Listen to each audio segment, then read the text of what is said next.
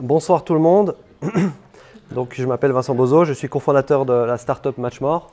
Avant de commencer rapidement, je voudrais quand même remercier l'API de nous avoir invités, de m'avoir invité, principalement Damien qui était à cette initiative, et puis aussi le public d'avoir fait le déplacement.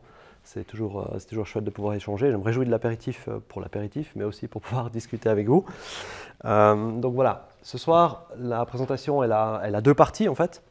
Une première partie qui est un petit peu plus standard, où je vais vous parler de la startup, de son concept, de notre vision, de comment ça marche aussi techniquement. Je vais essayer d'aller dans le détail dans la mesure du possible avec le temps que j'ai. Et il y a une deuxième partie qui est un petit peu plus différente, où je vais vous parler de nos erreurs, des problèmes qu'on a rencontrés, des difficultés qu'on a rencontrées. Alors je ne suis pas le premier au monde à faire ça, évidemment, mais la grande différence entre moi et beaucoup d'autres, je pense, c'est que les autres ont réussi. Ils viennent vous raconter dans les grandes startups comment c'était difficile à certains moments, mais ils vous font ça quand ils ont réussi. Et nous, on a pris le pari ou le parti de vous parler des problèmes qu'on a rencontrés jusqu'à maintenant, sachant qu'on est encore une startup en devenir, donc on n'a pas réussi.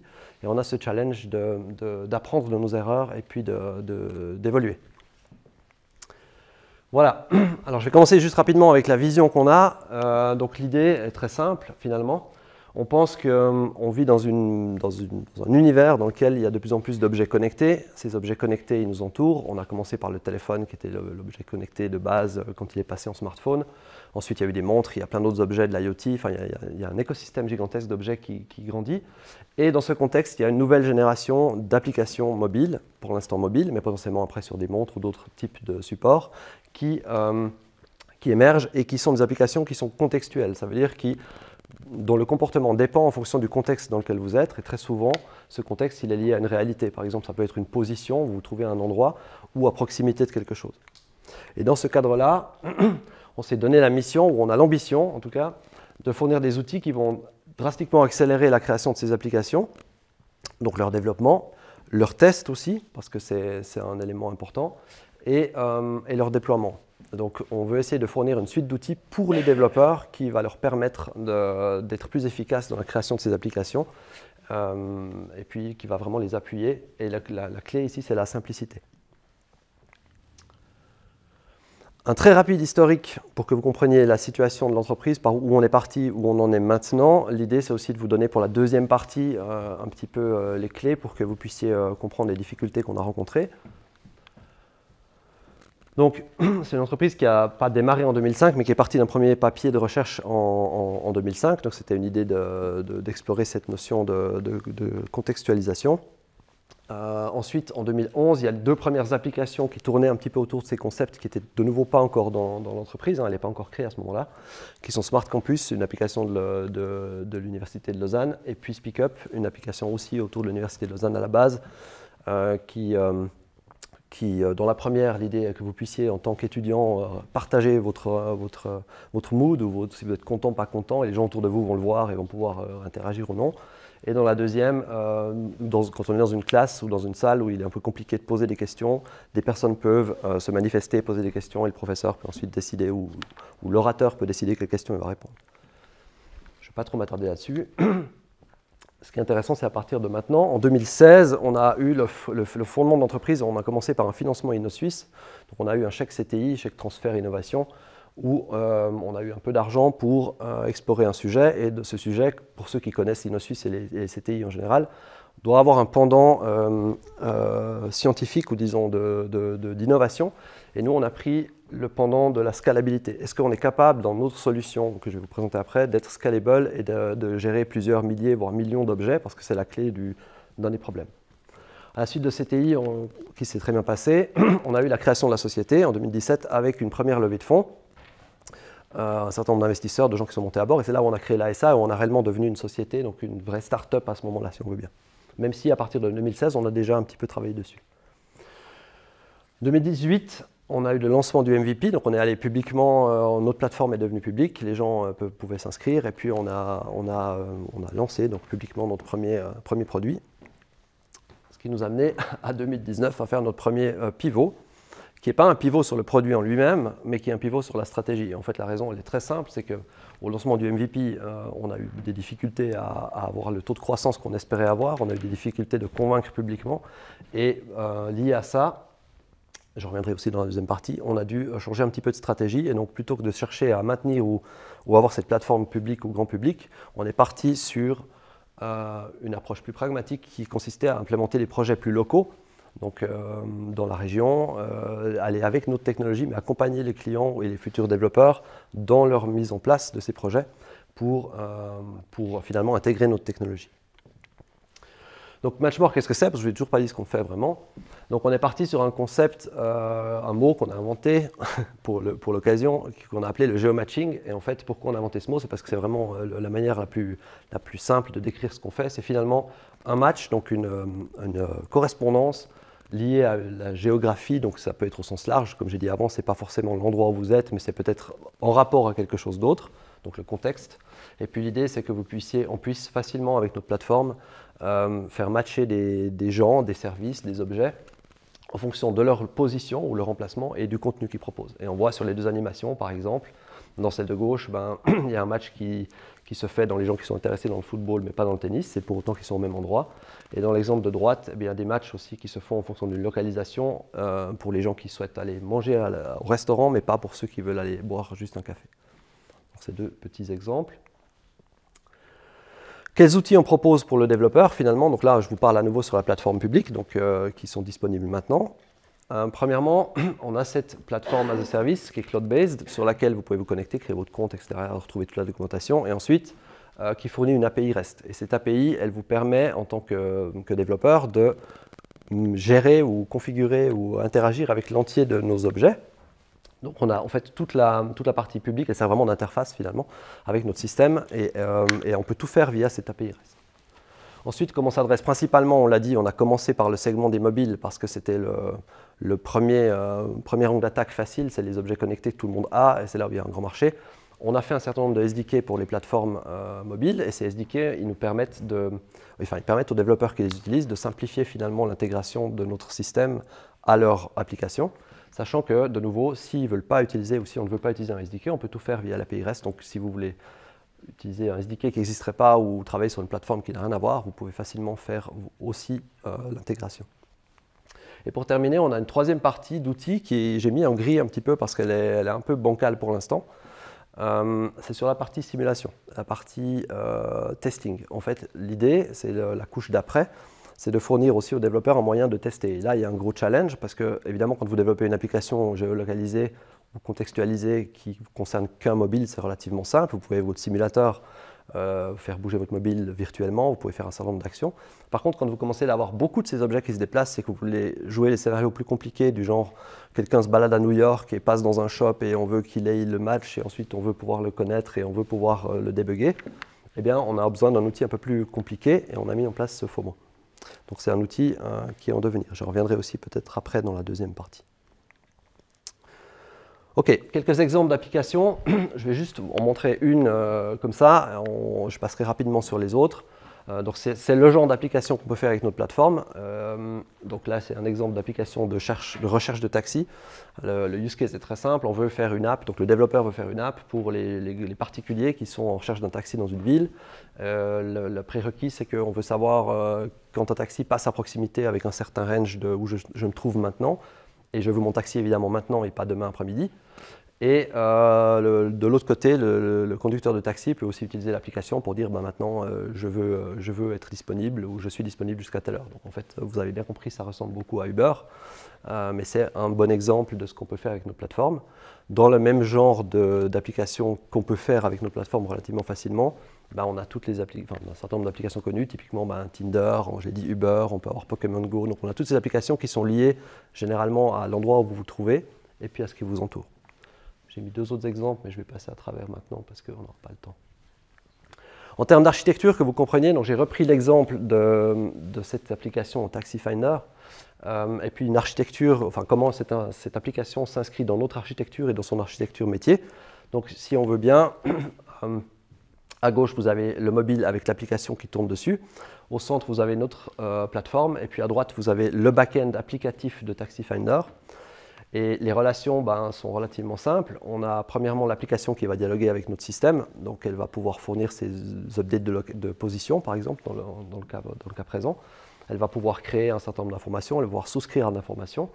Et elle va aussi pouvoir recevoir de l'information de notre système. Donc si un match est détecté, je reviendrai après sur l'implémentation, dès le moment où il y a un match qui est détecté, l'application elle est notifiée et le développeur peut faire ce qu'il veut de cette notification ou de cette information. Notre back-end ou notre plateforme peut aussi communiquer avec le back-end applicatif ou métier de nos clients. Typiquement, on peut imaginer que si un match donc si le client qui se balade ou l'utilisateur se balade avec son attel trouve son taxi, on peut imaginer que notre plateforme va informer le back-end de Taxi Finder pour dire voilà, tel client a trouvé un taxi à tel endroit. Et ensuite, ça peut servir à du logging, ça peut servir à la statistique ou à faire tout ce qu'on veut finalement en termes de développement. Donc il y a aussi une relation qui n'est pas obligatoire mais qui est possible. Et pour terminer, il y a évidemment la relation de base qui est l'application, elle communique avec son propre back-end, sachant que je l'ai mis en trait tiré parce qu'on pourrait développer une app en se passant complètement d'un back-end métier. Donc en utilisant uniquement notre plateforme, on peut déjà aller relativement loin dans les use cases. Mais ce n'est pas une obligation. OK. Le modèle objet, donc on a la notion pour nous de device, donc c'est un objet qui représente soit un objet physique réel, un téléphone, soit un objet virtuel, pardon, typiquement un pinpoint sur une carte. Tout ça, peu importe que ce soit un téléphone, un objet virtuel, un beacon Bluetooth ou bien de l'IoT qu'on ne gère pas encore mais qu'on gérera un jour, au final, l'abstraction chez nous, ça devient un device. Ce device, on peut lui attacher deux types d'informations. On peut lui attacher une publication. Donc la publication, c'est une information qui a une durée de vie et une portée. Donc cette publication, elle est vraiment attachée à ce device. Ça veut dire que si ce device il se balade, il emporte sa publication avec lui ou ses publications avec lui. Et on peut attacher aussi une souscription qui est le pendant de la publication, évidemment. Et c'est là où on fait une recherche d'informations avec une durée de vie aussi, une certaine portée et un sélecteur de critères. Donc, comme je l'ai dit avant, on peut faire matcher, pour qu'on ait un match finalement, il faut non seulement qu'on soit à portée, mais il faut aussi que le contenu nous intéresse. Et le troisième objet, et oui, encore une chose, c'est qu'évidemment, on peut avoir sur le même device plusieurs publications et plusieurs souscriptions. On peut faire plein de use cases. Typiquement, si on reprend l'exemple de Tinder, non seulement on cherche quelqu'un, mais on veut aussi que l'autre personne nous trouve. Donc, on a une double relation en termes de publication, souscription. Et tout ça génère le quatrième et dernier objet principal de notre modèle objet, qui est le match. Donc, dès le moment où on a une publication et une souscription qui sont sur des critères communs et qui se trouvent dans un range défini par le développeur, alors le match est créé. Et ce match peut être utilisé pour en faire ce qu'on veut. Si je prends l'implémentation de Taxi Finder, le petit exemple que j'ai donné avant, comment ça s'implémenterait avec notre plateforme. Donc, on a le pendant de l'application qui est la partie mobile pour le conducteur et on a le pendant de l'application qui est la partie pour le passager. Donc le développeur, qu'est-ce qu'il va faire? Il va évidemment télécharger notre SDK, s'enregistrer sur la plateforme, ok. Mais ensuite, il va, avec notre SDK, créer un device. Donc il va enregistrer ce téléphone comme un device dans la plateforme. Quand il est du côté conducteur, il va créer une publication. Il va dire peut-être une portée d'1 mètre parce qu'il veut que pour le conducteur, ce soit seulement autour de lui. Je reviendrai après, vous comprendrez. Il va donner un certain nombre de propriétés. Donc là, le développeur est libre, c'est des clés valeurs, il peut mettre ce qu'il veut dedans. Donc là, par exemple, il peut dire ça m'intéresserait de mettre la marque du véhicule et puis le numéro de téléphone du conducteur, par exemple. Et puis, il va mettre une validité. On peut imaginer que dans l'interface, le conducteur a dit je suis disponible pour les 3 prochaines heures. Donc au moment où il fait sa publication, le développeur rentre ça dans les paramètres de publication. De l'autre côté, on a aussi la notion de device. Donc si c'est la même app, c'est potentiellement le même objet. Si c'est 2 apps différentes ou 2 téléphones différents, c'est potentiellement 2 objets ou différents. Sur son device, le développeur va créer une souscription. Et cette fois, il va dire une portée plus grande. Potentiellement, il va dire je suis intéressé par tout ce que je trouverai dans 500 mètres autour de moi. Il a la possibilité de mettre un sélecteur. Donc il va pouvoir faire un filtre sur l'information. Donc il va dire là, en l'occurrence, c'est un client un peu précieux, il veut absolument voyager en Tesla, donc il va dire, voilà, moi je m'intéresse qu'aux taxis qui sont Tesla.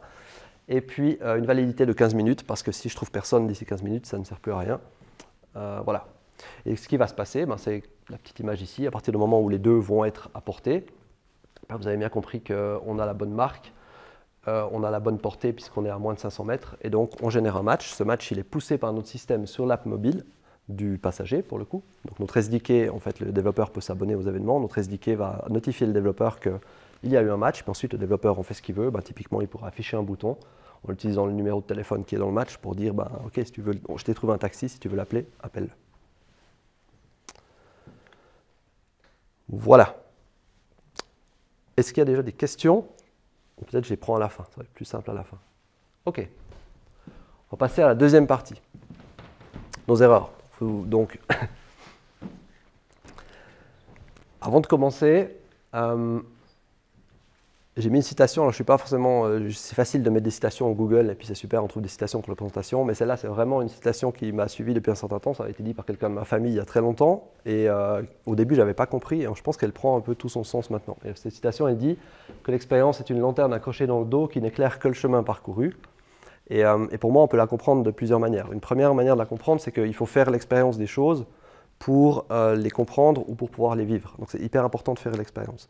La deuxième, c'est que peu importe ce qu'on fait et peu importe l'expérience qu'on a, le futur ou l'avenir, il restera toujours dans l'ombre.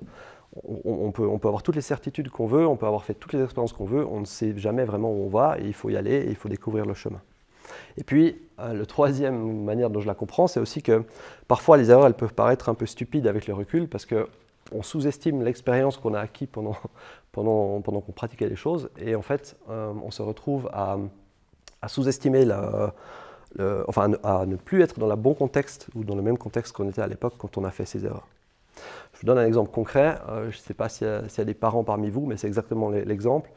On peut lire tous les livres qu'on veut sur le parenting, on peut causer avec tous les autres amis parents, on peut faire toutes les théories du monde. Il faut avoir une fois un enfant pour comprendre ce que c'est que d'avoir un enfant. Et puis après 5 ans ou 4 ans ou 3 ans ou 10 ans où on a un enfant, ben on se dit « Ah ouais, bon peut-être ça j'aurais fait différemment, ah mais si, ouais, et puis ça, et voilà ». Et en fait, c'est exactement cet exemple-là. Et je pense que la vie d'une start-up particulièrement, mais c'est vrai dans l'entrepreneuriat en général et dans la vie plus aussi globalement, la vie d'une start-up, c'est vraiment ça. Ok. Donc, trêve de blabla. À votre avis, quelles sont les 5 plus grandes erreurs qu'on a commises? Ou est-ce que vous avez des idées d'erreurs qu'on aurait commises? Et Changement de business model. Ok. Autre chose? Ouais. Quel produit enfin, passer 1000 € à développer un truc que personne ne veut parce qu'on n'est pas allé voir. Ouais. D'autres idées? Vous n'êtes pas obligé, hein, je passerai. C'était juste intéressant de voir lesquelles ont raison ou pas raison, s'il y a des choses qui ressortent. Ok. Alors, on va voir. Donc, la première grande erreur qu'on a commise, alors, ça n'engage que moi, d'autres gens auront peut-être d'autres appréciations du problème, mais pour moi, c'est vraiment les 5 erreurs principales. Et ce n'est pas parce qu'on a fait des erreurs qu'on n'a pas appris et qu'on n'a pas pu capitaliser dessus. La première erreur qu'on a faite, ça a été tout bête, ça a été lié à la scalabilité. En fait, on a fondé l'entreprise à la suite d'un CTI qu'on venait de terminer qui montrait la scalabilité du produit. Donc on a commencé par montrer que notre produit il pouvait résoudre un problème avec des millions d'utilisateurs, milliers ou millions d'utilisateurs. Et quand on y repense, est-ce que c'était réellement le bon moyen de commencer la startup? On peut déjà se poser la question.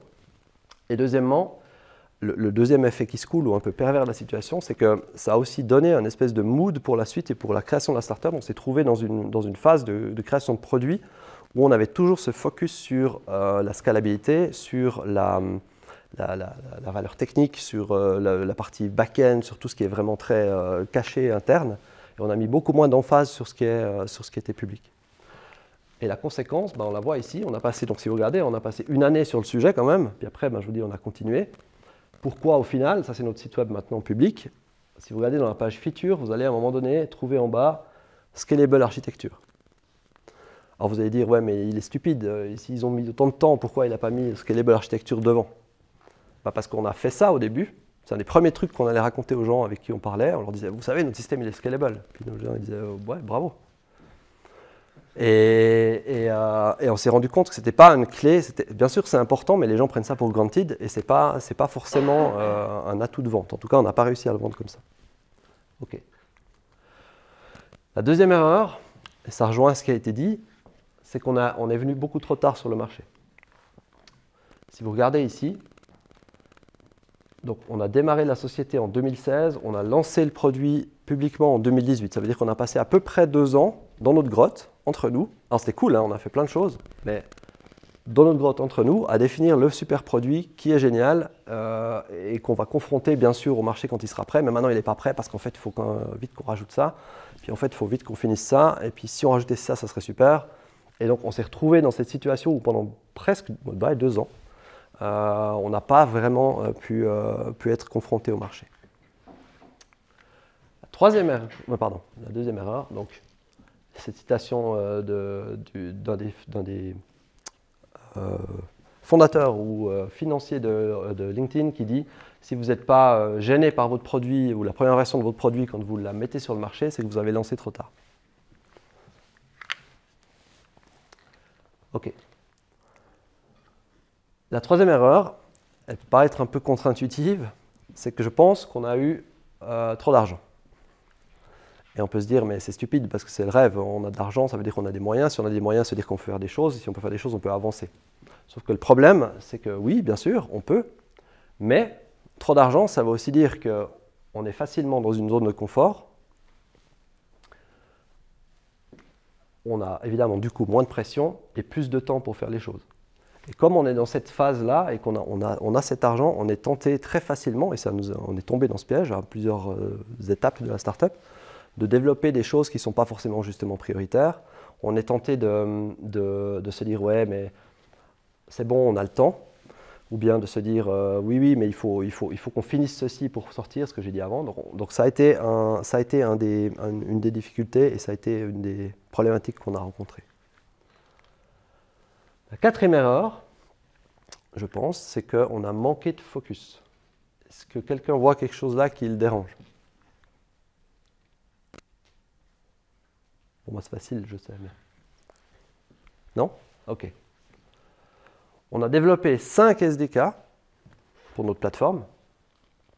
Donc, 5 SDK différents. Alors, c'est clair, développer un SDK, ce n'est pas non plus la lune. Mais ça veut dire qu'il faut les maintenir, ça veut dire qu'il faut les documenter, ça veut dire qu'il faut s'en occuper, il faut bien sûr les coder avec tous les problèmes que ça engendre. Donc on a dépensé beaucoup d'énergie sur 5 SDK pour une plateforme qui, au final, aurait pu, je pense, se contenter de celui-là, voire du deuxième, voire éventuellement du troisième, mais uniquement s'il y avait des réelles évidences qu'il y avait une nécessité. Et là, on s'est fait avoir et on n'a pas développé ça parce qu'on trouvait cool de développer non plus. On a eu des demandes d'un certain nombre de personnes, mais on n'a pas su filtrer en fait la demande. Et c'est un des problèmes, c'est quand on a peut-être trop écouté les clients ou les leads ou les choses qu'on avait à gauche à droite, on a certaines personnes qui nous disaient « Ah, bah, votre plateforme elle est cool, mais moi je viens que s'il y a du .NET. Parce que dans mon projet lambda, j'ai du .NET. » Et on n'a pas su aussi dire non et du coup être focus vraiment et se dire « Non, on va faire peut-être iOS, éventuellement Android, point. » Et puis pour tous les autres, bah, ça viendra down the road, mais maintenant on n'a ni le temps, ni les moyens de s'investir là-dedans, ni l'énergie. Ok. Cinquième et dernière erreur, alors on en a commis plein d'autres, hein, puis on va en faire des autres, c'est pas grave. Mais la cinquième qui est ressortie, c'est la difficulté de faire des hypothèses et surtout de valider ces hypothèses. Donc en fait, on a fait beaucoup d'hypothèses qu'on a pris pour acquises parce qu'en fait, on développait pour nous, quelque part. Sur les fondateurs, on a une majorité de développeurs et on s'est dit, ouais, c'est bon, on est développeurs, on fait un outil pour les développeurs, on sait ce qu'on fait. On sait ce qu'ils ont besoin, les gens. On sait quels produits ils ont envie d'utiliser. On sait quelles difficultés ils vont avoir. On sait. Et au lieu de prendre ces hypothèses comme des hypothèses, à savoir, on pense qu'ils ont besoin de ça, ou on suppose que, et on va le tester et le valider, on l'a pris comme acquis, et on s'est retrouvé un petit peu dans le cas où, je ne sais pas si ça vous arrive quand vous développez ou dans d'autres domaines, mais quand on est développeur, on aime bien des fois faire des scripts ou bien faire des petites choses perso. Alors on va faire notre super script de backup parce qu'on a besoin d'envoyer un truc, et puis c'est génial, et puis en fait, on va le montrer aux collègues, et puis on est persuadé que notre script est génial. Et il est peut-être génial, probablement, mais il correspond à notre script, et on va le montrer aux collègues, et puis il va dire, mais c'est quoi, mais pourquoi tu fais ça comme ça? Et puis non, mais moi j'aurais fait autrement, puis moi j'ai ce besoin-ci, et puis en fait on se rend compte que notre produit, qu'on pensait génial, il n'est pas si génial. Et vraiment, je pense qu'on a péché aussi par orgueil. Voilà. Donc tout ça pour dire, oui, on a fait des bêtises, et c'est cool, on va en faire plein d'autres, et je me réjouis parce que c'est comme ça qu'on apprend. Mais on a pu, et j'espère, tirer un certain nombre de leçons. Et là, j'en ai sorti 3, il y en a plein d'autres, mais c'est pour moi les trois leçons principales qu'on a tirées de cette aventure jusqu'à présent. La première, c'est que malgré toutes ces bêtises, on est encore là. Et quelque part, ce n'est pas rien non plus, parce que pour une startup, on a maintenant à 5 ans à peu près. Pour une startup, c'est généralement clé, et on a su maintenir le cap et on a su rester là, malgré les erreurs qu'on a commises. La deuxième, c'est que, je l'ai dit, il faut lancer vite. Et quand on dit lancer vite, ce n'est pas forcément le produit, c'est l'erreur qu'on a faite, mais c'est aussi les fonctionnalités. Je pense que maintenant, on a bien retenu la leçon, et toutes les fonctionnalités qu'on développe et qu'on va développer, on va tout de suite les mettre sur le marché, tout de suite les tester. Et le pendant, c'est le tester et valider par nos clients ou nos futurs clients de voir leurs réels besoins. Donc on doit entrer dans ce mode, et ça maintenant, on l'a vraiment, vraiment bien intégré. Et c'est qu'il est possible de faire beaucoup avec peu. Parce que quand on a fait notre pivot, on a aussi dû pivoter, je vous ai dit, une des raisons principales, c'était la problématique financière. On a dû se séparer d'une bonne partie de l'équipe, on a dû réduire notre voilure aussi en termes d'ambition, on a dû se refocuser. Et on s'est aperçu dans les 2 années, donc depuis le moment où on est parti en mode plus projet, d'intégration de projets locaux, qu'en fait, avec finalement peu de ressources, on arrivait à faire beaucoup de choses, on arrivait à tirer beaucoup d'enseignements. Et que du coup, l'inverse est aussi vrai, ça veut dire que c'est facile quand on a beaucoup de ressources de croire qu'on avance beaucoup, mais en réalité faire peu. Voilà, j'aurais terminé. Je vous remercie pour votre attention. J'ai fait un tout petit peu plus vite que prévu, mais comme ça, il y a de la place pour les questions. Donc, je ne sais pas si vous avez des questions ou des remarques.